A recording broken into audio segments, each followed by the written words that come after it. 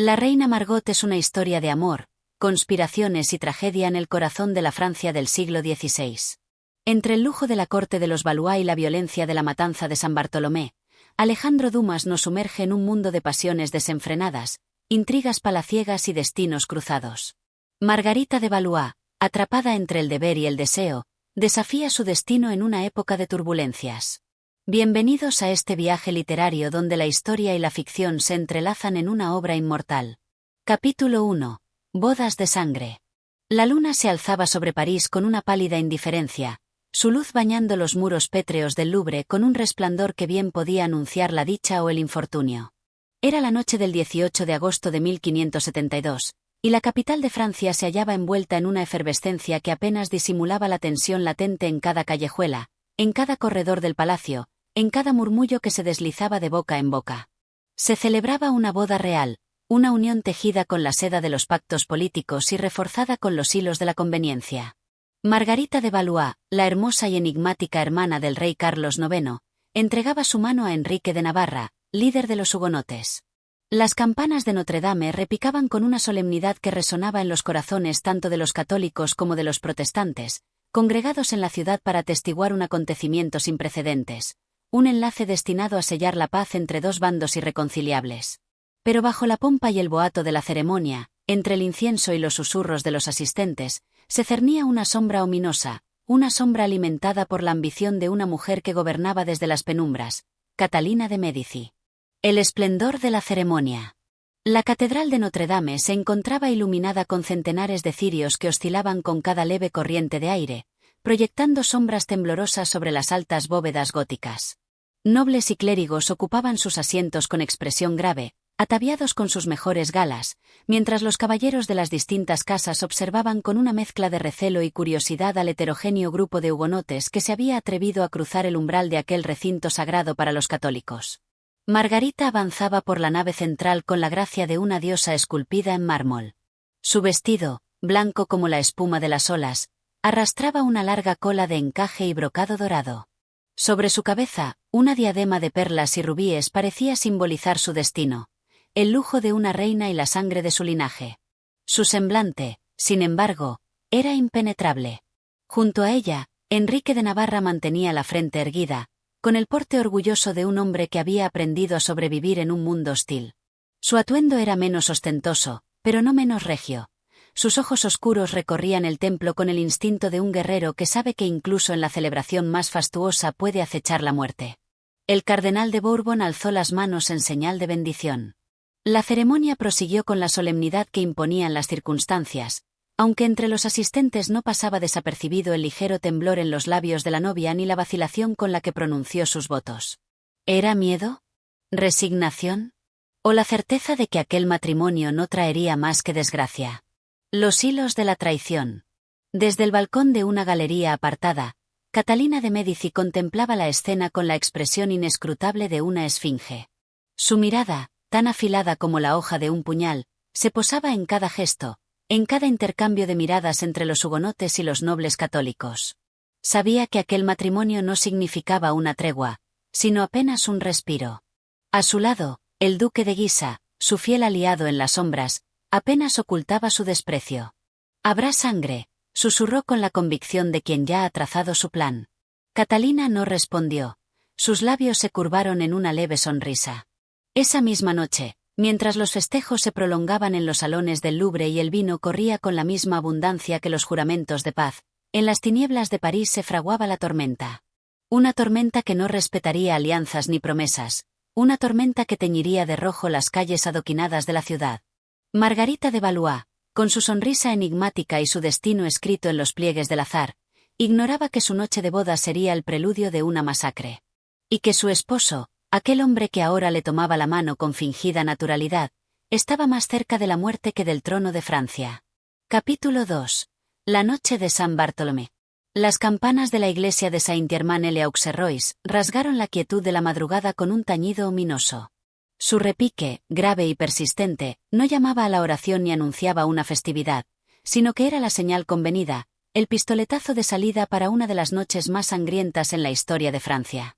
Era el 24 de agosto de 1572. Apenas habían transcurrido 6 días desde la fastuosa boda entre Margarita de Valois y Enrique de Navarra.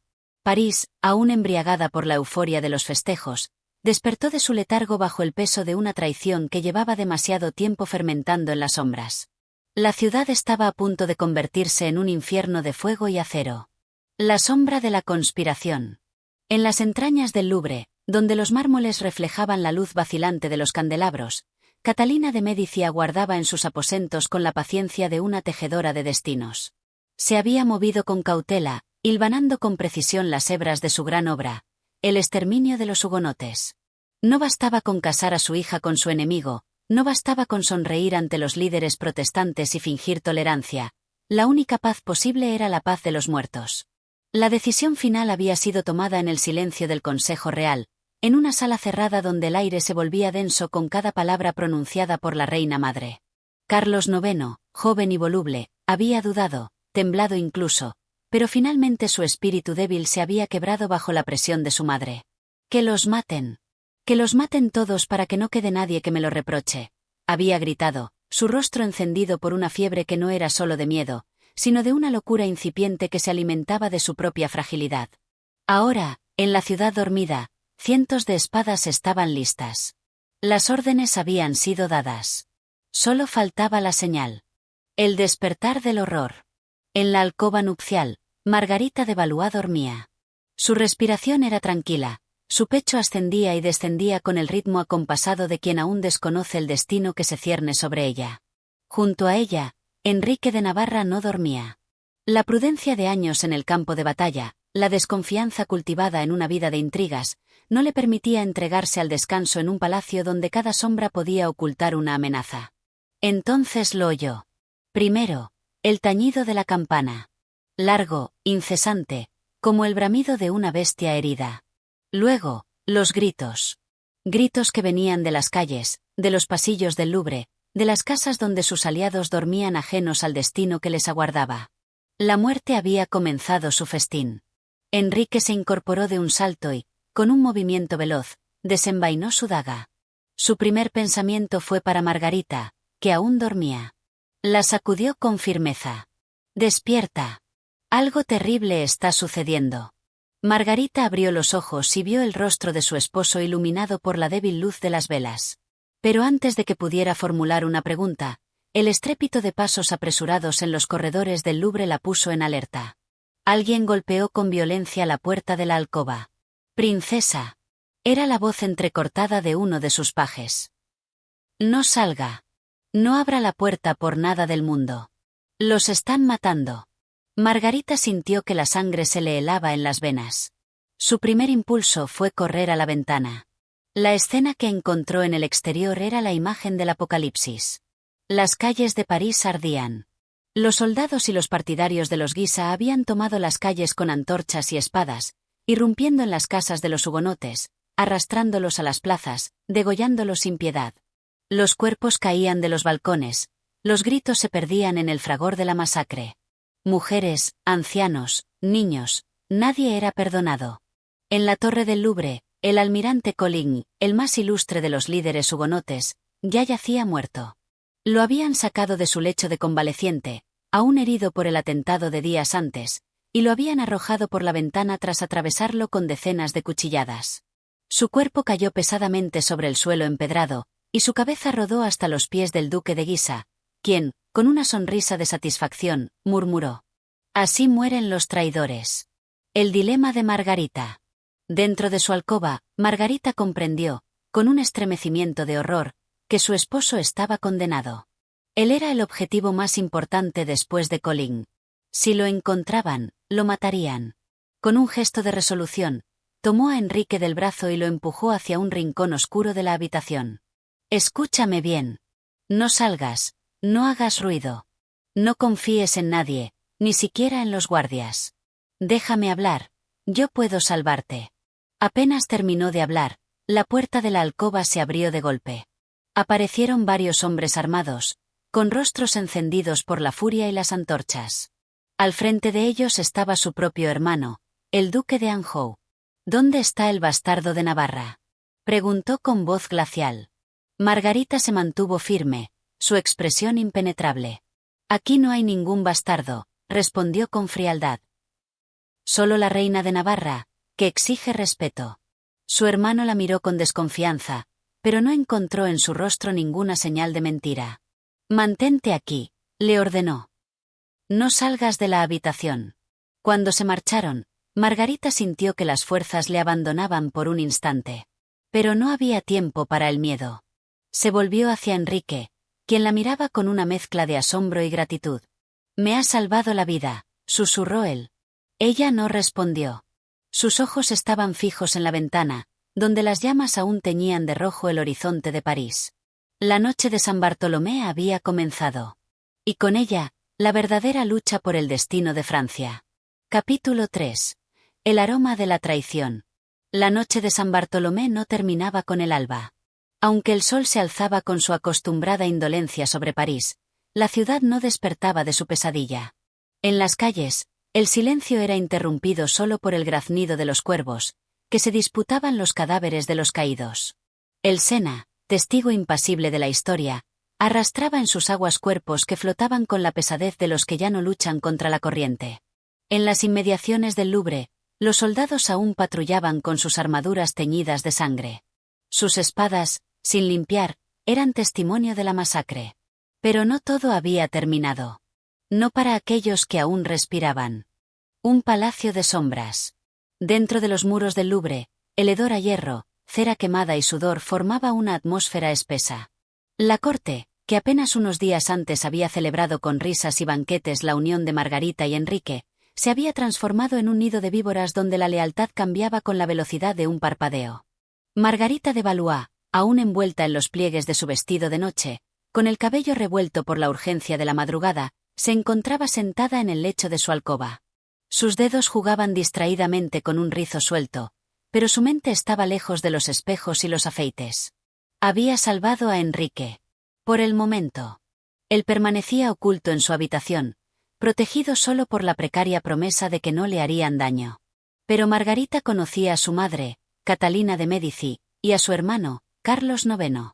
Sabía que las palabras en la corte eran como el rocío, se desvanecían con la luz de la mañana. El sonido de unos pasos firmes resonó en el pasillo. Luego, 3 golpes secos en la puerta. «Entra», dijo Margarita, recomponiendo su postura. La puerta se abrió con suavidad y dejó pasar a su hermano, el duque de Anjou. Su rostro, iluminado por la luz que filtraban las cortinas, era una máscara de impasibilidad. «Hermana», saludó con un leve gesto de cabeza. «Espero no interrumpir tu descanso». «No se puede descansar cuando la muerte ronda los pasillos», respondió ella con frialdad. El duque sonrió. «Apenas. Veo que sigues tan perspicaz como siempre», dijo, avanzando con paso lento hacia ella. «Pero hay algo que no entiendo, Margarita. Ilústrame. ¿Por qué protegiste al navarro?» La pregunta flotó en el aire como el filo de una daga suspendida entre ellos. Margarita lo miró fijamente. «Porque es mi esposo». Anjou dejó escapar una risa seca. «Vaya. Qué conmovedora muestra de amor conyugal. Sin embargo, dudo que la reina madre comparta tu afecto». Margarita cruzó las piernas con elegancia, ocultando el temblor de sus manos bajo los pliegues de su falda. «Mi madre es una estratega. Si lo ha dejado vivir, es porque aún le es útil». Anjou inclinó la cabeza con fingida admiración. «Entonces eres más astuta de lo que pensaba. Pero no olvides que la utilidad es efímera. Hoy puede ser un peón valioso en el tablero, mañana, un estorbo». Margarita sintió un escalofrío recorrerle la espalda. No respondió. No podía permitirse demostrar temor. «Mi consejo, querida hermana», prosiguió Anjou, acercándose lo suficiente para que solo ella lo oyera, «es que te prepares para elegir. Cuando llegue el momento, no querrás estar en el bando equivocado». Y con eso, se giró y salió de la habitación, dejando tras de sí un aroma tenue de perfume y amenaza. El destino de Enrique. Al otro lado del palacio, en una habitación oscura y húmeda, Enrique de Navarra permanecía en vela. Su mente, acostumbrada a los peligros de la guerra y la política, trabajaba febrilmente en busca de una salida. Sabía que estaba rodeado de enemigos. El duque de Guisa, que ya había cobrado la vida de Coligny, no descansaría hasta ver su cabeza sobre una pica. Catalina de Médici, con su perpetua sonrisa de enigma, lo mantenía con vida solo porque aún no había encontrado el momento oportuno para deshacerse de él. Solo Margarita había intercedido por él. ¿Podía confiar en ella? El amor no tenía lugar en los juegos de la realeza. Lo sabía.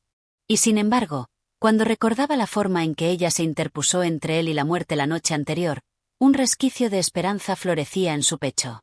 Pero la esperanza no era suficiente. Necesitaba un plan. El sonido de pasos furtivos lo puso en alerta. Se levantó de la silla y tomó su daga. Alguien estaba en la puerta. Un golpeteo suave.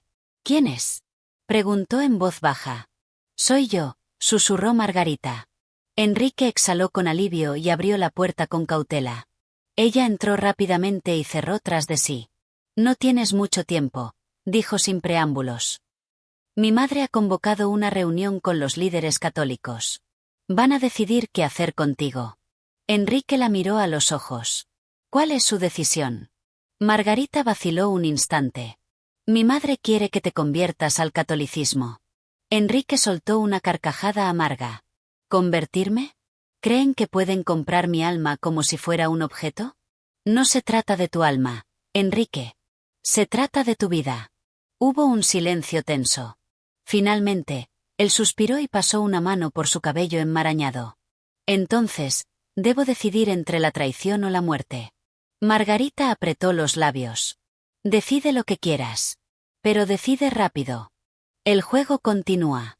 Esa noche, mientras las estrellas parpadeaban sobre un París aún teñido de rojo, Enrique de Navarra tomó una decisión. Se presentó ante la corte con el rostro impasible de un jugador de ajedrez que oculta su próxima jugada. Catalina de Médici lo observó con la expresión calculadora de quien espera ver caer a un rey. Majestad, dijo Enrique con voz clara, si mi conversión ha de traer paz, que así sea. Los murmullos recorrieron la sala como un rumor de viento antes de la tormenta. Margarita observó en silencio. No sabía si había salvado a Enrique o si, por el contrario, había sellado su destino. Lo único cierto era que el juego estaba lejos de terminar. Capítulo 4. Entre dos reinas. El alba despuntaba con una pálida luz sobre los tejados de París, pero en los corredores del Louvre la oscuridad persistía. No era la negrura de la noche lo que dominaba, sino la de las intrigas que tejían una telaraña de sospechas y traiciones en la corte de los Valois. Margarita de Valois caminaba con paso decidido por los pasillos fríos del palacio. Su mente era un torbellino de pensamientos, pero su rostro permanecía inmutable. La noche anterior, Enrique había accedido a la conversión forzada al catolicismo. Había sido un movimiento estratégico, una jugada para ganar tiempo en un tablero donde cada error se pagaba con sangre. Sin embargo, Margarita sabía que esa aparente sumisión no sería suficiente. Su madre, Catalina de Médici, rara vez se conformaba con una victoria a medias. Un encuentro con la reina madre. Al llegar a la gran galería del Louvre, dos guardias abrieron las puertas con un movimiento sincronizado. Dentro, Catalina de Médici la esperaba, vestida con su habitual luto riguroso. Su rostro, casi marmóreo, solo era perturbado por el brillo astuto de sus ojos, que escrutaban a su hija con la paciencia de una serpiente antes de atacar. Margarita, dijo la reina madre con una voz aterciopelada, has mostrado un gran interés en el bienestar de tu esposo. Margarita inclinó la cabeza con una reverencia mesurada. Es mi deber como esposa, Majestad. Ah, el deber. Catalina esbozó una sonrisa irónica. A menudo se confunde con la pasión. Margarita no mordió el anzuelo. Se mantuvo firme, esperando el verdadero propósito de aquella audiencia. Catalina se levantó con elegancia y caminó lentamente por la estancia, como si midiera cada palabra antes de pronunciarla. ¿Crees que Enrique es sincero en su conversión? Margarita no vaciló. La sinceridad es un lujo que pocos pueden permitirse en tiempos de guerra, madre. Pero si lo que deseas es una respuesta política, entonces sí, Enrique ha aceptado la fe católica. Catalina se detuvo frente a ella y, con un movimiento ágil, le tomó la barbilla para estudiarla más de cerca. Eres más lista de lo que imaginaba, susurró. Pero no olvides que aquí solo hay una reina. Margarita sostuvo la mirada de su madre sin pestañear. Por supuesto, Majestad. La reina madre sonrió levemente y la soltó. Vigílalo, ordenó. Y si ves alguna señal de traición, infórmame. Margarita inclinó la cabeza en señal de obediencia, pero en su interior sabía que acababa de recibir una advertencia disfrazada de petición. Las sospechas del rey. Mientras Margarita enfrentaba a su madre, Enrique de Navarra se encontraba en un dilema igualmente peligroso. Carlos IX, rey de Francia, lo había convocado a sus aposentos. La noticia lo inquietó. No era común que el monarca, inestable y voluble, pidiera una reunión privada con alguien a quien, apenas unas horas antes, su corte había intentado asesinar. Cuando Enrique entró en la estancia, lo encontró sumido en una actitud sombría. Carlos IX se hallaba junto a una ventana, observando la ciudad. Su semblante reflejaba el desgaste de un hombre consumido por sus propias decisiones. Enrique, su voz sonó cansada. ¿Sabes lo que es vivir rodeado de fantasmas? Enrique se mantuvo en silencio. No era prudente responder a un hombre al borde del abismo.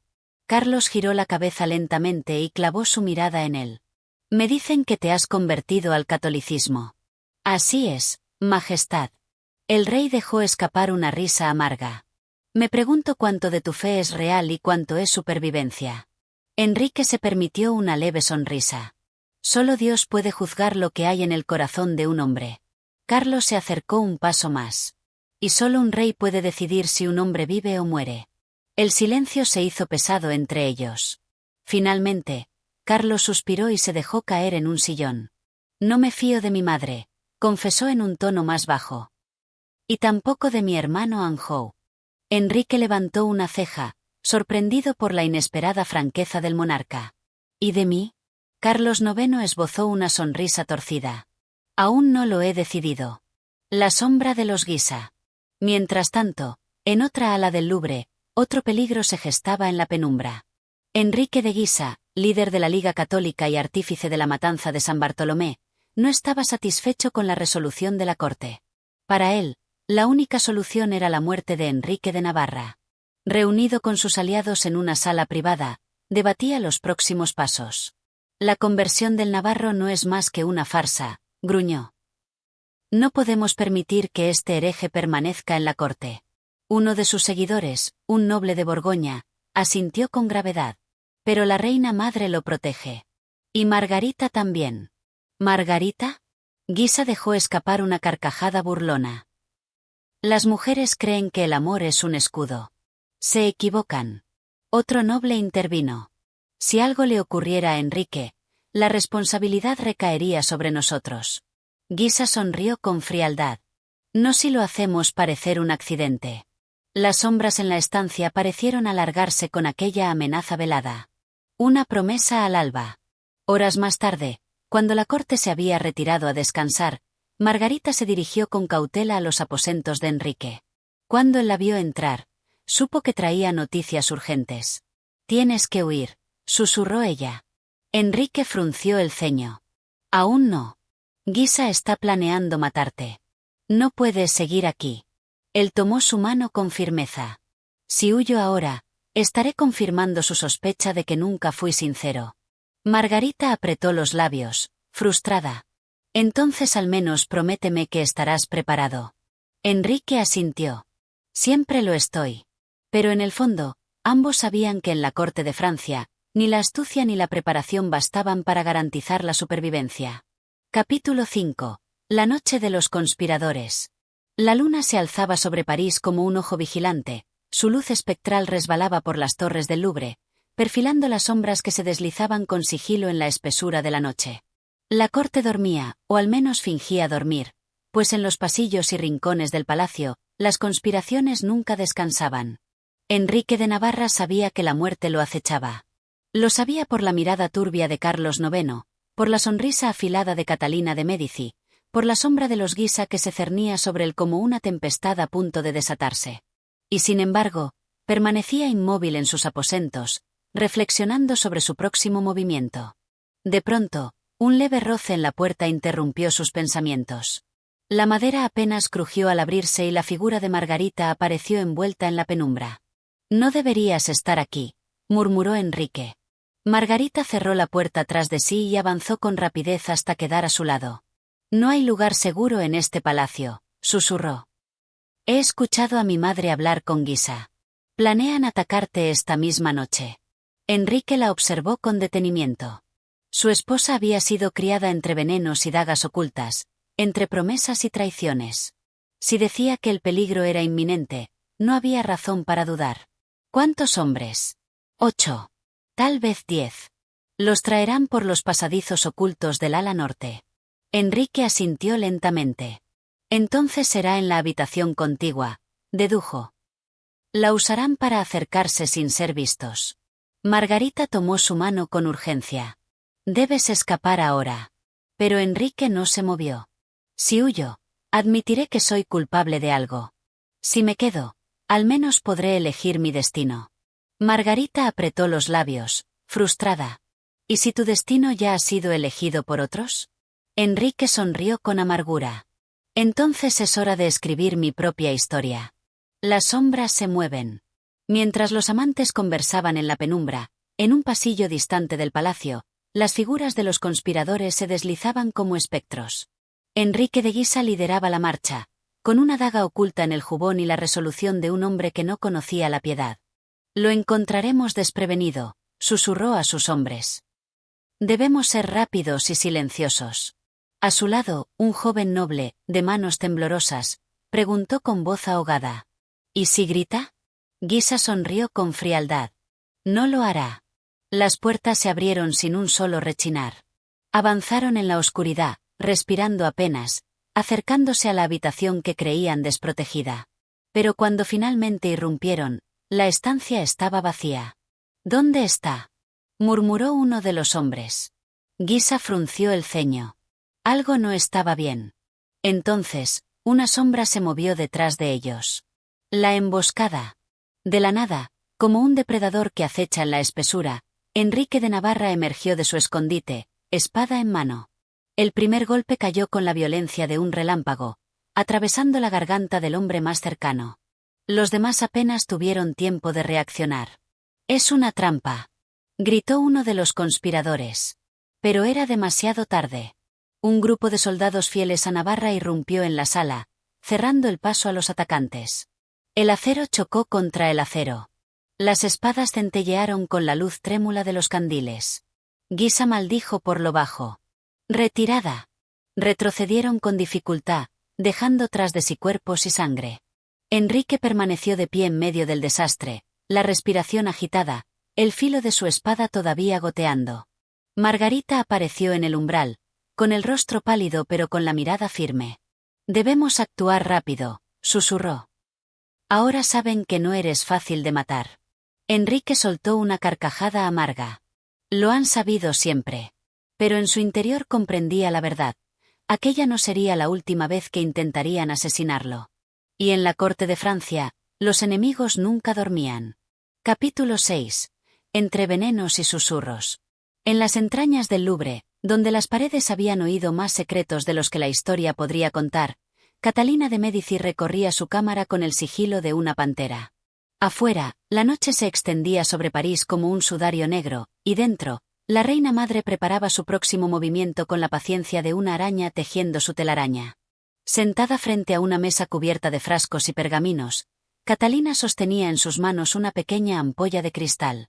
Su contenido, un líquido ámbar que capturaba la luz de las velas, era más letal que un ejército de espadachines. «El veneno es un arte», murmuró para sí misma. «Un arte que pocos dominan». En la penumbra, un hombre se removió con inquietud. Jean de la Mole, su leal servidor y confidente, sabía que cuando su señora hablaba en voz baja, la muerte no tardaba en presentarse. «Majestad», dijo con voz cautelosa, «¿estáis segura de que este es el camino?» Catalina levantó la mirada. Sus ojos oscuros chispeaban con una mezcla de inteligencia y crueldad. «Querido la Mole, cuando una madre protege a sus hijos, no hay camino que no esté dispuesto a recorrer». Jean de la Mole asintió en silencio. Sabía que la voluntad de la reina madre era inquebrantable. «¿Quién será el destinatario de vuestra obra maestra?» Catalina esbozó una sonrisa helada. «El mismo que ha esquivado la muerte una y otra vez, Enrique de Navarra». El joven noble contuvo el aliento. ¿Y cómo lo haréis? Margarita lo protegerá con uñas y dientes, dijo Catalina, entrecerrando los ojos. Pero una mujer, por astuta que sea, no puede vigilar todos los frentes. Se inclinó sobre la mesa y deslizó la ampolla en manos de su sirviente. Alguien dentro de su séquito nos será útil. Y tú te encargarás de encontrarlo. Jean de la Mole tomó la ampolla con sumo cuidado. Como deseéis, Majestad. Se inclinó profundamente y desapareció en las sombras. Un brindis peligroso. Mientras Catalina de Médici tramaba en la penumbra, en el ala opuesta del palacio, la risa y el vino fluían con la misma abundancia. Enrique de Navarra, aún con la tensión de la batalla reciente en su mirada, se encontraba rodeado de cortesanos que celebraban su astucia. Por el príncipe de Navarra. Gritó un noble, alzando su copa. Las voces se unieron en un eco de júbilo. Pero Enrique, aunque sonreía, no bajaba la guardia. Sabía que la corte era un teatro de máscaras, y que bajo cada elogio podía ocultarse una daga. Margarita se acercó a él con una copa en la mano. Pareces preocupado. Enrique la miró con intensidad. ¿No debería estarlo? Margarita suspiró. Mi madre no se detendrá hasta verte muerto. Él rió con amargura. Eso ya lo sé. Entonces, un sirviente se acercó con una bandeja de copas de vino. Uno de los nobles, con las mejillas ruborizadas por la bebida, tomó una y la extendió hacia Enrique. Bebe con nosotros, príncipe. Enrique dudó por un instante. Su instinto le susurraba advertencias que no podía ignorar. Pero no tomar la copa significaría sospecha. Margarita, con un movimiento sutil, se interpuso y tomó la copa antes que él. Brindemos por la paz en Francia, dijo con una sonrisa. Y bebió. Los cortesanos aplaudieron sin notar la tensión en los ojos de Enrique. Pero él la observó con una inquietud que solo ella pudo entender. Minutos después, cuando la fiesta continuaba, Margarita sintió un leve mareo. El mundo a su alrededor comenzó a girar. Intentó hablar, pero su lengua se tornó pesada. Sus ojos buscaron a Enrique, y antes de que pudiera pronunciar una sola palabra, sus piernas cedieron y se desplomó. El estruendo de su caída silenció la sala. Enrique corrió hacia ella. Margarita. La princesa jadeó, sus labios pálidos, su piel cubierta de un sudor frío. Los cortesanos se acercaron con alarma. Busquen un médico. Gritó Enrique. Pero en su interior, él ya sabía la verdad. El veneno no había sido para ella. Y la guerra en las sombras apenas comenzaba. Capítulo 7. La sombra de la sospecha. La gran sala del Louvre se sumió en un caos contenido cuando el cuerpo de Margarita cayó pesadamente al suelo. Durante un instante, el tiempo pareció suspenderse. Los murmullos se extinguieron, las risas se ahogaron y todos los presentes quedaron congelados en sus lugares. Solo el sonido de la copa de cristal rodando por las losas frías rompía el silencio. Enrique de Navarra se lanzó hacia su esposa, la tomó en sus brazos y notó que su piel, normalmente cálida, estaba helada. Sus ojos, apenas abiertos, buscaban los suyos con una súplica muda. «¡Un médico!», rugió Enrique, su voz resonando con furia y desesperación. Pero mientras los cortesanos y sirvientes se movilizaban con torpeza, su mente afilada ya procesaba lo que acababa de ocurrir. No era un desmayo por el calor ni una indisposición común, esto era veneno. Su corazón latía con violencia en su pecho. ¿Quién lo había intentado envenenar? Y, lo más importante, ¿cómo había llegado el veneno hasta la copa de Margarita? Un temblor recorrió su espalda. Si ella no hubiera tomado la copa, el veneno habría sido para él. Unas manos firmes apartaron a los curiosos. Carlos IX, el rey de Francia, se abrió paso con un semblante severo. ¿Qué sucede aquí? Catherine de Médici llegó poco después, con su característico andar pausado y una expresión de falsa sorpresa en el rostro. «Mi hija», exclamó, inclinándose sobre Margarita. «¿Qué le habéis hecho?». La hipocresía de la reina madre no pasó desapercibida para Enrique. Sus ojos la taladraron con sospecha, pero Catalina sostenía su papel con perfección. «Llevadla a mis aposentos», ordenó la reina madre. «Que sus médicos la atiendan de inmediato». 4 sirvientes recogieron el cuerpo de Margarita con suma delicadeza. Enrique intentó seguirlos, pero Carlos IX le detuvo con un gesto. «No. Tú te quedas. El silencio que siguió a esas palabras fue sofocante. La trampa invisible. Los cortesanos formaron un círculo alrededor de Enrique. Sentía la mirada de todos sobre él, escrutándolo como si fuera un prisionero esperando juicio. Carlos IX, su cuñado y rey, lo observaba con una mezcla de confusión y desconfianza. Dime, Enrique, ¿cómo es que tu esposa ha caído enferma justo después de tomar una copa que era para ti? El interrogante quedó suspendido en el aire. Enrique sabía que cualquier respuesta podía ser usada en su contra. ¿Insinuáis que yo mismo quise envenenarme? Respondió con calma, pero su voz contenía un filo de hierro. Carlos IX entrecerró los ojos. No lo sé. Pero mi madre dice que hay enemigos por todas partes. Catalina de Médici esbozó una sonrisa mínima. Vivimos tiempos difíciles, hijo mío. Sus palabras, aunque suaves, eran afiladas como dagas. Cualquiera podría haber atentado contra el príncipe de Navarra. Enrique sintió que su sangre hervía. Sí, cualquiera, respondió, sosteniendo la mirada de Catalina. Incluso alguien de nuestra propia familia. Carlos IX golpeó la mesa con el puño, silenciando cualquier insinuación. Basta. Esto no es momento para disputas. El monarca inspiró profundamente y miró a Enrique con dureza. Hasta que sepamos qué ha ocurrido, permanecerás confinado en el Louvre. No quiero que nadie salga ni entre sin mi permiso. La decisión estaba tomada. Enrique cerró los puños, conteniendo su furia. Sabía que estaba atrapado en una telaraña tejida con cuidado. Catalina ocultó su satisfacción tras un velo de preocupación fingida. Haré que mis mejores médicos atiendan a Margarita, dijo con dulzura venenosa. Y encontraré al responsable. Con una reverencia ligera, se giró y salió de la sala, dejando tras de sí el eco de sus palabras. Un prisionero en el Louvre. Enrique fue escoltado por guardias hasta sus aposentos. No estaba en una celda, pero la sensación era la misma.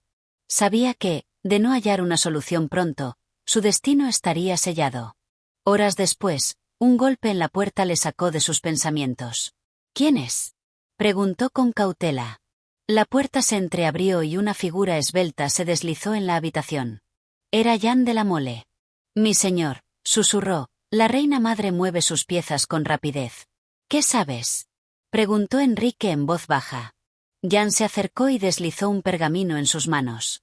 Alguien dentro del palacio está dispuesto a traicionar a Catalina. Alguien que conoce sus secretos más oscuros. Enrique desenrolló el pergamino y sus ojos se clavaron en las palabras escritas con prisa. La guerra en las sombras apenas comenzaba. Capítulo 8. El juego de las traiciones. El viento nocturno se filtraba por las rendijas de las altas ventanas del Louvre, haciendo danzar las cortinas con movimientos espectrales. En el silencio de la madrugada, el eco de unos pasos apresurados resonó en los pasillos de piedra, un susurro ahogado en el vasto palacio donde las intrigas eran más peligrosas que las espadas. Enrique de Navarra, encerrado en sus aposentos bajo la orden de Carlos IX, se debatía entre la impotencia y la rabia. Se paseaba de un lado a otro, su mente forjando estrategias, buscando una salida a la trampa en la que había caído. A su alrededor, las sombras de la noche parecían susurrar secretos que se negaban a revelarse. La vela que ardía sobre su escritorio parpadeó cuando Jeanne de la Mole, su fiel servidor y amigo, cerró la puerta con cautela tras de sí. Mi señor, murmuró Jeanne, con la voz apenas contenida. Hay noticias. Enrique lo miró con intensidad. Habla. Jeanne avanzó con sigilo y depositó un pequeño pergamino en sus manos. Enrique lo desenrolló y leyó las palabras escritas con mano temblorosa. El veneno no estaba destinado a la reina. Alguien quiere vuestra muerte, y no es quien todos piensan. Tened cuidado. Un aliado inesperado os observa. Enrique alzó la vista hacia su confidente. ¿Quién ha enviado esto? Jeanne negó con la cabeza.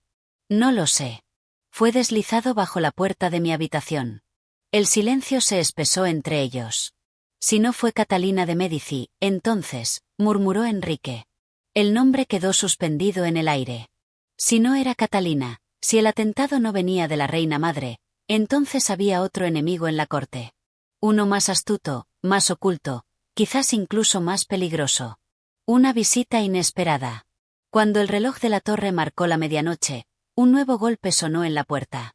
Esta vez, un golpeteo suave, casi imperceptible. Jan y Enrique se miraron con desconfianza antes de abrir apenas una rendija.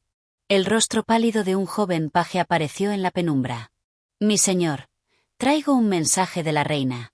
«¿De la reina madre?», preguntó Enrique, con los músculos tensos. «No, de vuestra esposa». Las palabras fueron como un bálsamo y un veneno al mismo tiempo. Margarita vivía, estaba consciente, lo suficientemente lúcida para enviarle un mensaje. Pero, ¿bajo qué condiciones? «Entrad», ordenó Enrique. El paje avanzó, temblando. En su mano traía un pedazo de tela fina, impregnado con un perfume que Enrique reconoció al instante, el aroma de margaritas y ámbar que siempre rodeaba a su esposa. Con dedos ansiosos, desplegó la tela y leyó las palabras bordadas con hilo dorado. «No confiéis en nadie. Mi madre juega su juego, pero hay otro que mueve las piezas en su contra. El Louvre es un tablero de ajedrez, y vosotros sois el rey acorralado». El mensaje era claro y a la vez enigmático. Enrique apretó los dientes. «Dile a la reina que he recibido su mensaje», dijo al paje. «Y que yo también sé jugar». El muchacho asintió con rapidez y desapareció por la puerta, deslizándose en la oscuridad como un espectro. Jan de la Mole cruzó los brazos. «Si Catalina no fue la responsable, ¿quién más querría vuestra muerte?». Enrique suspiró. «Alguien que ve en mí una amenaza». Jan inclinó la cabeza. «El duque de Guisa». Enrique se giró hacia él con una chispa de certeza en la mirada. «Guisa. Claro. Con la masacre de San Bartolomé aún reciente, él no tolerará que yo siga con vida». Jan tomó la vela y la acercó al pergamino anónimo. «¿Qué haremos?». Enrique apretó los puños. «Sobrevivir. Y contraatacar. El plan de la venganza». La noche avanzaba con lentitud, y el primer vestigio del amanecer apenas comenzaba a colorear el cielo cuando Enrique tomó su decisión. No podía esperar a que sus enemigos movieran la siguiente ficha. Si quería sobrevivir, debía adelantarse. Tomó un pergamino y escribió con rapidez. «A quien me observa en la sombra, si sois amigo, presentad vuestra lealtad. Si sois enemigo, preparaos para la caída». Dobló el pergamino y lo entregó a Jan. «Haz que este mensaje llegue a manos del desconocido que nos ha escrito». Jan asintió y desapareció en la penumbra. Cuando Enrique quedó solo, se acercó a la ventana y contempló el Louvre, con sus torres elevadas sobre la ciudad de París. Sabía que el juego apenas comenzaba. Y en ese juego, solo los más astutos sobrevivían. Capítulo 9. Sombras en el Louvre. La noche aún no se desvanecía del todo cuando Enrique de Navarra sintió el peso de las horas sobre sus hombros. El mensaje de su esposa, la incertidumbre de sus enemigos y la presencia invisible de una fuerza que parecía moverse en las sombras lo mantenían en vilo. En la penumbra de sus aposentos, con una vela como única compañía, su mente urdía un plan. Cada movimiento en la corte era peligroso, cada palabra, un arma de doble filo. En un palacio donde la traición se escondía detrás de cada cortina y los muros tenían oídos, confiar era un lujo que no podía permitirse. Jan de la Mole había partido para entregar el mensaje, pero Enrique sabía que no podía quedarse esperando una respuesta. Debía actuar antes de que sus enemigos lo hicieran primero. Un encuentro en la penumbra. El reloj de la catedral marcó las 2 de la madrugada cuando un golpe suave resonó en la puerta de su aposento. Enrique se tensó, tomó el puñal que guardaba bajo la almohada y avanzó con cautela. «¿Quién es?». Un instante de silencio. Luego, una voz baja y susurrante respondió. «Un amigo». Enrique entrecerró los ojos. «Los amigos no se presentan a estas horas». «Pero los aliados sí», replicó la voz. Deslizó el cerrojo con cuidado y entreabrió la puerta. Una figura encapuchada se deslizó al interior de la habitación, cerrando con rapidez tras de sí. Cuando se quitó la capucha, Enrique reconoció el rostro severo de un hombre a quien no esperaba ver tan pronto. «¿Vos?». Era François de Montmorency, uno de los nobles más influyentes de la corte, conocido por su lealtad inquebrantable al rey, pero también por su prudencia al mantenerse alejado de las luchas de poder. «No hay tiempo para preguntas», dijo Montmorency en voz baja. «Escuchadme bien, Enrique. Estáis en mayor peligro del que imagináis. Decime algo que no sepa, respondió Enrique, cruzando los brazos. Montmorency avanzó hasta la mesa y apoyó ambas manos sobre ella, inclinándose levemente. Alguien quiere vuestra muerte, pero no es la reina madre, ni siquiera Guisa. Hay otra mano moviendo los hilos, alguien que se oculta tras la cortina de los huguenots y los católicos, alguien que espera el momento exacto para golpear. Enrique frunció el ceño. ¿De quién habláis? Montmorency lo miró con gravedad. De vuestro propio rey. La amenaza de Carlos IX. El aire pareció volverse más denso en la estancia. Enrique sintió un escalofrío recorrerle la espalda. Eso es imposible, susurró. Carlos IX puede ser voluble, pero no traidor. Montmorency negó con la cabeza. ¿Aún creéis en la amistad que os une? El rey está enfermo, tanto de cuerpo como de espíritu. Catalina de Médici lo ha envenenado con sus consejos, y ahora os ve como una amenaza, un usurpador en potencia. Las palabras golpearon a Enrique con la fuerza de una tormenta. Entonces, ¿quiere matarme? Montmorency asintió. Y lo hará cuando menos lo esperéis. El silencio se instaló entre ambos. Enrique sintió que el peso de la traición se cernía sobre él como una sombra interminable. ¿Por qué me advertís? Preguntó al fin. Porque la muerte de Navarra solo traería más caos. Y porque en este juego de poder, prefiero que ganéis vos antes que Guisa o Catalina. Enrique se apoyó en la mesa, sintiendo que las piezas del tablero se acomodaban en su contra. Si Carlos quiere mi muerte, ¿qué opciones tengo? Montmorency se irguió. Huir. O luchar. Enrique apretó los dientes. Huir significaba abandonar todo, reconocer la derrota antes de tiempo. Luchar. Luchar significaba arriesgarse a que todo París ardiera. Os daré un consejo, Navarra, continuó Montmorency. No confiéis en nadie. Ni siquiera en aquellos que os sonríen. Luego, sin más palabras, volvió a colocarse la capucha y se deslizó fuera de la habitación, dejando a Enrique sumido en sus pensamientos. La sombra de la venganza. Las horas pasaron, y cuando el amanecer asomó tímidamente en el horizonte, Enrique ya había tomado una decisión. No huiría. No dejaría que Carlos IX, ni Guisa, ni Catalina lo eliminaran del tablero como si fuera un peón insignificante. Si el rey quería su muerte, Enrique le demostraría que aún no estaba listo para caer. Tomó un pergamino y comenzó a escribir. A quien me observa desde la oscuridad, el juego ha comenzado, y yo no seré la pieza sacrificada. Si la guerra es inevitable, que así sea. Dobló la carta y la entregó a Jean de la Mole en cuanto éste regresó. Hazla llegar a quien deba leerla. Jean lo miró con seriedad. ¿Estamos en guerra?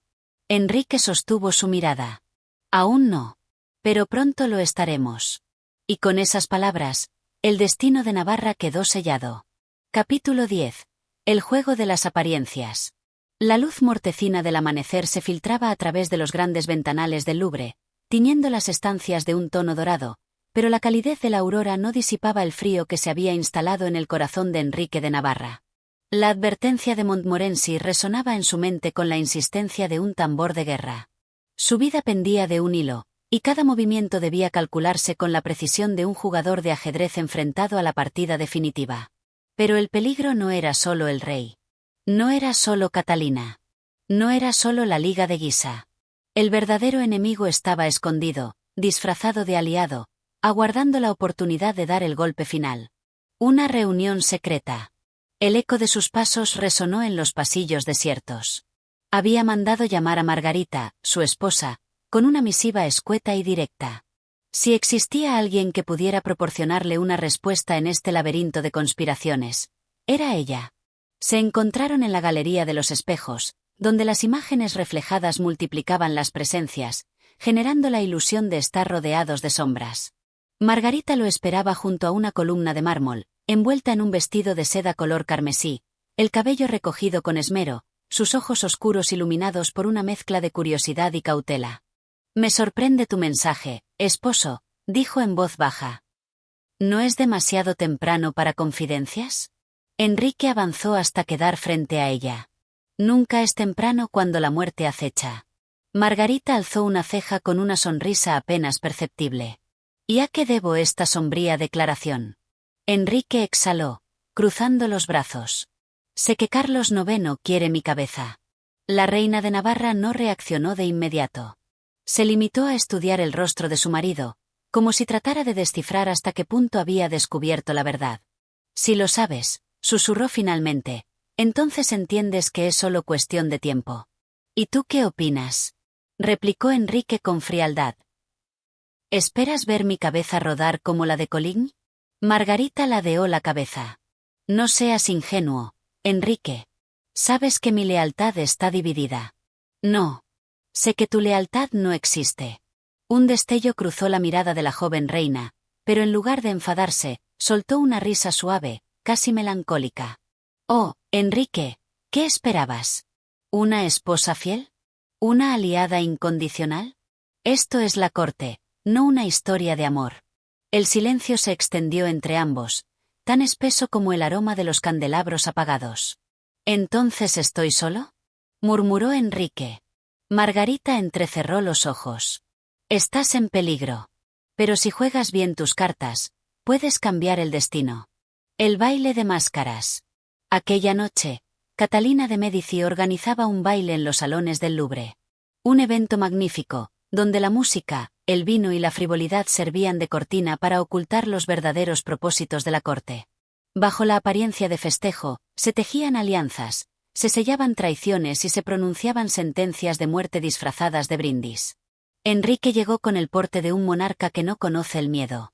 Vestía un jubón de terciopelo oscuro, bordado con hilos de plata, y en su cinturón descansaba un pequeño puñal, oculto pero siempre al alcance de la mano. El salón resplandecía con candelabros de cristal, iluminando los rostros de nobles y damas envueltos en una danza de miradas furtivas. Carlos IX se encontraba en el centro del festín, con una copa de vino en una mano y una sonrisa que no llegaba a sus ojos. Cuando sus miradas se cruzaron, Enrique supo que todo era un juego de apariencias. El rey levantó su copa en un gesto de brindis. Por la paz entre hermanos, proclamó. Las risas se extendieron como una onda en el agua. Enrique alzó su copa también, sin apartar la vista del monarca. Por la paz, majestad. Pero en el fondo de su alma, sabía que aquella copa no contenía paz, sino veneno. Veneno en cada palabra. Veneno en cada gesto. Veneno en cada mirada. Y la partida estaba lejos de terminar. Capítulo 11. El beso de la traición. Las campanas de Notre Dame resonaban en la distancia, marcando el lento paso de la noche sobre París. En las alturas del Louvre, el viento nocturno entraba por las ventanas entreabiertas, agitando los pesados cortinajes de terciopelo. La corte dormía, pero el veneno de las conspiraciones no descansaba. Enrique de Navarra caminaba por los pasillos oscuros, con los sentidos alerta y la mano rozando el pomo de su daga. Había bebido del vino del rey, había brindado con los asesinos de la víspera, y había sobrevivido a otra jornada envenenada. Pero cada vez era más claro que su permanencia en la corte era un juego mortal. Sabía que debía encontrar una salida. El pacto secreto. Margarita de Valois aguardaba en su alcoba, su silueta delineada por la luz de los candelabros. Vestía un camisón de fina muselina, y su cabello oscuro caía sobre sus hombros en cascadas de sombras. Cuando Enrique entró, ella no se volvió de inmediato. «Has tardado», susurró, sin mirarlo. Enrique cerró la puerta tras él. Tenía que asegurarme de que nadie me seguía. Margarita dejó escapar una risa sin alegría. ¡Qué ironía! Mi esposo temiendo por su vida en la casa de su familia. Enrique se acercó lentamente. Los Valois no son una familia. Son una jauría. Margarita se volvió al fin, con una expresión que oscilaba entre la compasión y la indiferencia. Y sin embargo, es esta jauría la que gobierna Francia. Hubo un instante de silencio. Un tenso paréntesis en el que ambos midieron las palabras que no se habían dicho. «Debo salir de París», afirmó Enrique, sin rodeos. Margarita arqueó una ceja. «¿Huir?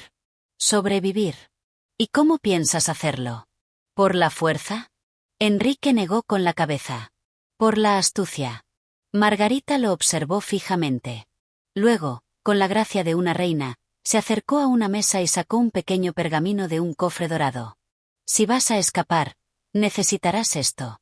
Enrique tomó el pergamino y lo desenrolló. Sus ojos se abrieron con sorpresa. ¿Un salvoconducto firmado por Carlos IX? Margarita asintió con lentitud. No dura mucho. Pero servirá para sacarte de París sin que los guardias te detengan. ¿Cómo lo conseguiste? Margarita sonrió con frialdad. Mi madre cree que lo utilizaré en algún momento, para mis propios propósitos. Pero en este juego de traiciones, Enrique, es más sabio que lo uses tú antes de que ella lo sepa. Enrique la observó en silencio. ¿Por qué me ayudas? Margarita se acercó un paso más. Porque, aunque no lo creas, prefiero que estés vivo. Y, antes de que Enrique pudiera responder, ella tomó su rostro entre sus manos y lo besó. Un beso largo, frío y cargado de enigmas. Un beso que sellaba no solo un pacto, sino también una traición. El escape de París. La noche siguiente, mientras la corte celebraba un nuevo festín, Enrique de Navarra cabalgaba a toda velocidad por los caminos polvorientos que conducían a las afueras de París. A su lado, su fiel amigo Rosny lo escoltaba, con la capa ondeando al viento.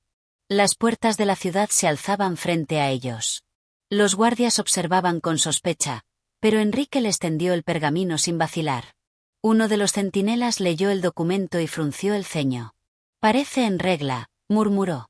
Enrique mantuvo la mirada fija en él. Un segundo después, el guardia asintió y dio la orden. Dejadles pasar. Las puertas se abrieron. Enrique espoleó su caballo y atravesó el umbral con el corazón latiendo con fuerza. Lo había logrado. Pero cuando la ciudad quedó atrás, y el eco de los cascos resonó en la inmensidad del campo, una duda lo invadió. Margarita le había dado el salvoconducto. Margarita lo había ayudado a escapar. Pero lo había hecho para salvarlo, o para asegurarse de que él ya no sería un obstáculo en la corte de los Valois. La luna brillaba sobre los campos de Francia mientras Enrique cabalgaba hacia su destino.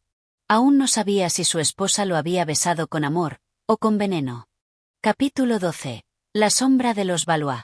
La noche cubría los campos como un manto de sombras. Enrique de Navarra, con el corazón latiendo al ritmo de los cascos de su caballo, se alejaba de París. La brisa nocturna arrastraba el eco lejano de la vida en la ciudad, risas en las tabernas, el retumbar de las campanas de Notre Dame y el murmullo de las conspiraciones que nunca dormían. Había escapado. Pero, ¿realmente estaba a salvo? Los cazadores en la niebla. Rosny cabalgaba a su lado, su mirada vigilante recorriendo los senderos oscuros.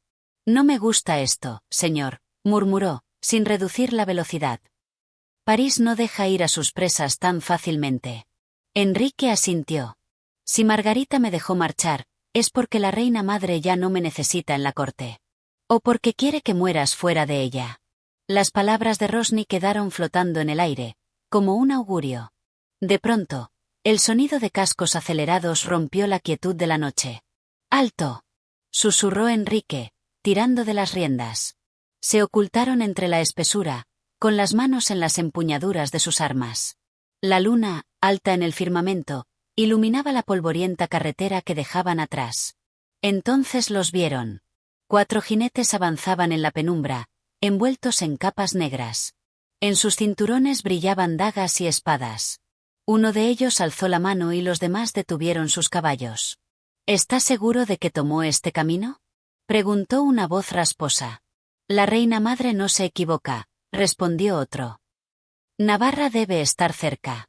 Enrique y Rosny contuvieron la respiración. Si la reina madre ha dado la orden, no podemos fallar, dijo el tercer hombre, acariciando el pomo de su daga.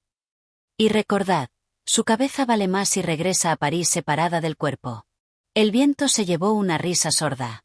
Los jinetes siguieron avanzando, sus siluetas disipándose en la neblina del camino.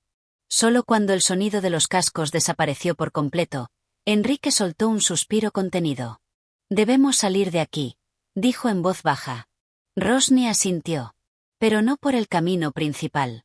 Hay espías en todas partes. Se adentraron en el bosque, dejando la carretera atrás.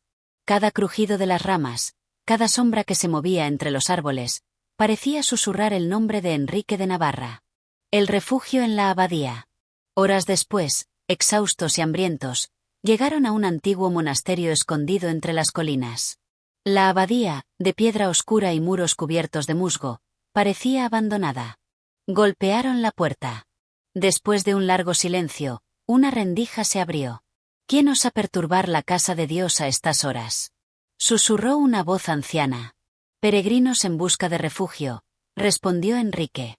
La puerta se entreabrió y un monje de mirada escudriñadora los dejó entrar. Dentro, la penumbra se mezclaba con el aroma a incienso y cera derretida. El abad los condujo a una celda sencilla con un par de camastros. Descansen. Nadie los molestará aquí. Pero Enrique sabía que el peligro aún no había pasado. Se dejó caer en la cama, su mano aún aferrada a la empuñadura de su daga. En algún lugar, bajo la luz de la luna, los jinetes de la reina madre aún lo buscaban. Y la sombra de los Valois se extendía tras él, implacable. Capítulo 13. El canto de la traición.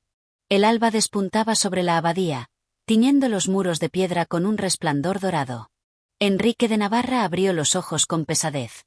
La fatiga lo embargaba, pero su instinto le decía que no debía confiar en el refugio del monasterio. A su lado, Rosny dormía con la mano en el pomo de su espada, tan alerta aún en reposo como un soldado en la batalla. Un golpe seco en la puerta hizo que ambos se incorporaran de inmediato. ¿Quién es?, preguntó Enrique, con la voz ronca por el cansancio. Soy el abad, respondió la voz serena del monje que les había dado cobijo. Traigo pan y agua. Rosny se levantó primero y abrió la puerta con cautela. El anciano abad entró con un pequeño cesto y lo dejó sobre la mesa de madera. No debéis demorar vuestra partida, dijo en voz baja. Hay ojos en todas partes. Enrique le sostuvo la mirada. ¿Nos han descubierto? El monje dudó. Los hombres de la reina madre han estado cerca. Quizás sepan que habéis venido.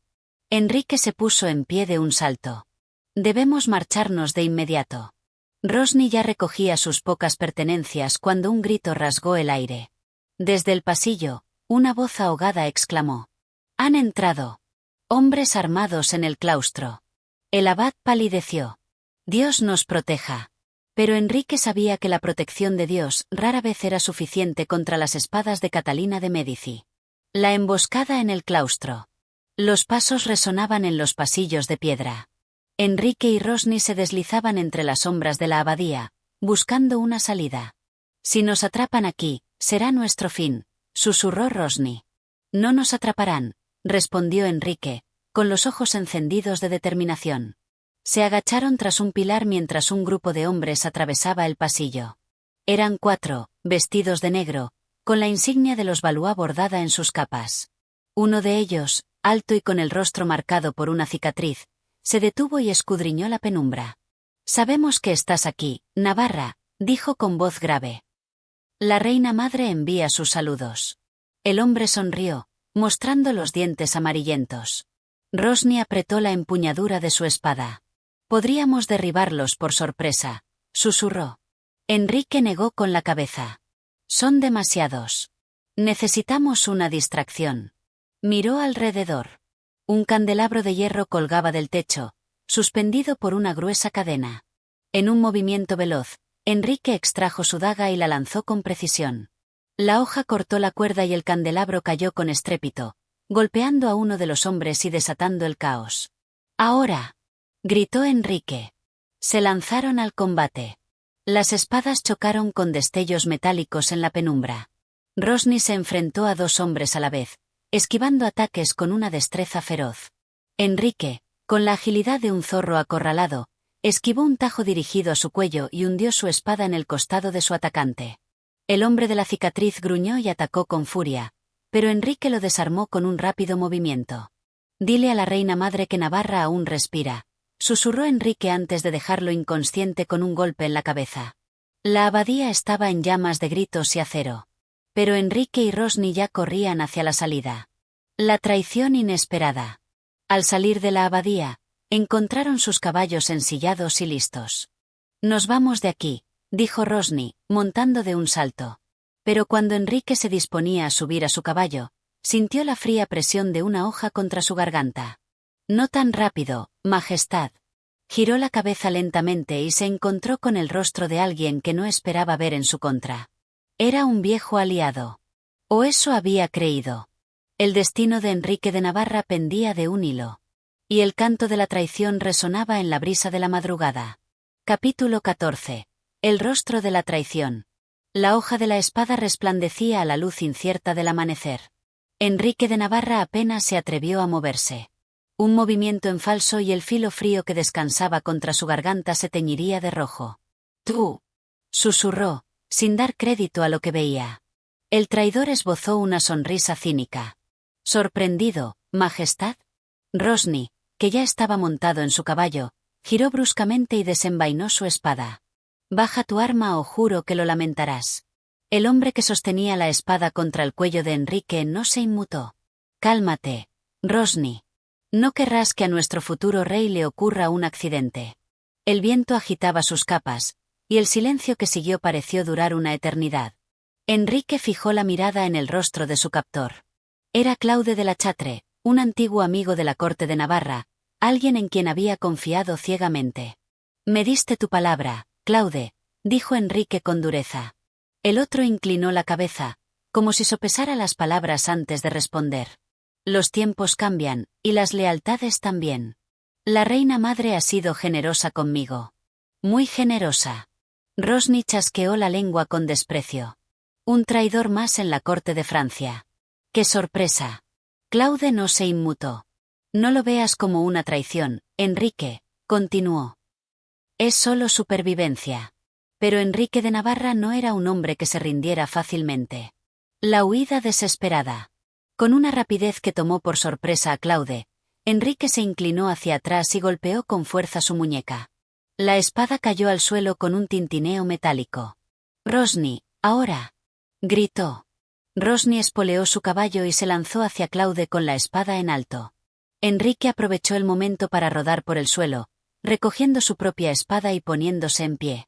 Claude se repuso rápidamente y sacó un puñal de su cinto, abalanzándose sobre Enrique con furia. El acero brilló al chocar contra el otro. Enrique se defendió con pericia, esquivando los ataques con la destreza de un hombre acostumbrado a la batalla. Pero Claude era fuerte y astuto. «Ríndete, Navarra», gruñó entre golpes. «Jamás». El sonido de cascos resonó en la lejanía. Más soldados se acercaban. Si no escapaban ahora, estarían perdidos. Rosny logró derribar a Claude con un golpe certero en la pierna. «Tenemos que irnos», gritó. Sin perder un segundo, Enrique saltó sobre su caballo y ambos se lanzaron al galope hacia el bosque, dejando atrás la abadía y la traición que había intentado atraparlos. La revelación en el bosque. Cabalgaron sin descanso durante horas. Cuando finalmente se detuvieron en un claro, Enrique desmontó y apoyó las manos en las rodillas, recuperando el aliento. «No puedo creerlo», murmuró. «Claude». Rosny desmontó también, limpiándose el sudor de la frente. «Los Valois han comprado a medio mundo. Nadie es de fiar». Enrique alzó la vista. «¿Y si hay más traidores entre nosotros?». El silencio de Rosny fue la única respuesta. Sabían que la lucha no había terminado. Catalina de Médici no descansaría hasta verlo muerto.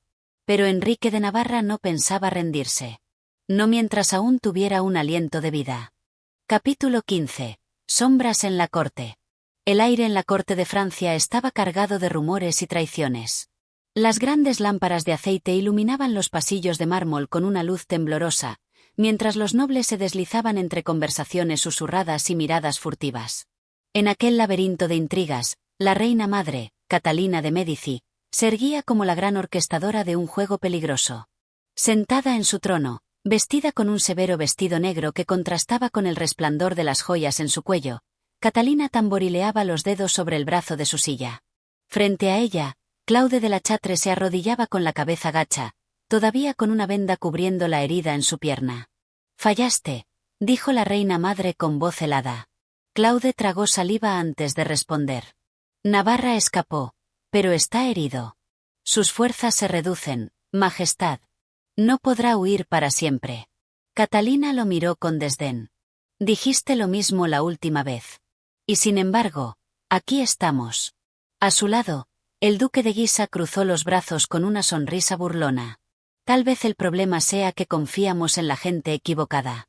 Claude sintió la humillación ardiendo en su pecho, pero sabía que replicar sería un suicidio. «Majestad, si me permite otra oportunidad». Catalina se inclinó ligeramente, clavando sus ojos fríos en él. No habrá más oportunidades, Claude. Con un leve gesto de su mano, 2 guardias se acercaron y lo tomaron de los brazos. Majestad, por favor. Los guardias lo arrastraron fuera del salón, mientras los gritos de Claude resonaban en los pasillos de palacio. El duque de Guisa sonrió. Siempre es un placer ver cómo la justicia se impone. Catalina no sonrió. Navarra sigue vivo, dijo con voz grave. Y mientras respire, es una amenaza. El duque inclinó la cabeza con deferencia. Permítame encargarme de él. Catalina entrecerró los ojos. Hazlo rápido. Y hazlo bien. La sombra que acecha. Mientras en la corte se sellaban pactos de muerte, Enrique de Navarra y Rosny seguían su camino a través de la campiña francesa. Cabalgaban de noche, descansaban de día. Sus ropas estaban sucias, sus rostros marcados por el cansancio y la tensión. Sabían que cada sombra podía ocultar un espía, cada pueblo un enemigo. Una noche, mientras cruzaban un bosque cercano a Blois, Enrique detuvo su caballo de repente. ¿Oíste eso? Susurró. Rosny asintió. Un crujido. Una rama rota. No estaban solos. Con un rápido movimiento, Enrique sacó su espada y Rosny hizo lo mismo. El viento sopló entre los árboles, haciendo susurrar las hojas. Muéstrate, ordenó Enrique. El silencio se hizo más pesado. Y entonces, de entre las sombras, emergió una figura encapuchada.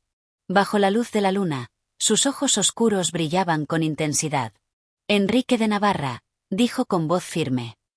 Si quieres vivir, ven conmigo. Rosny se adelantó, listo para atacar. ¿Quién eres? La figura se quitó la capucha. Era una mujer.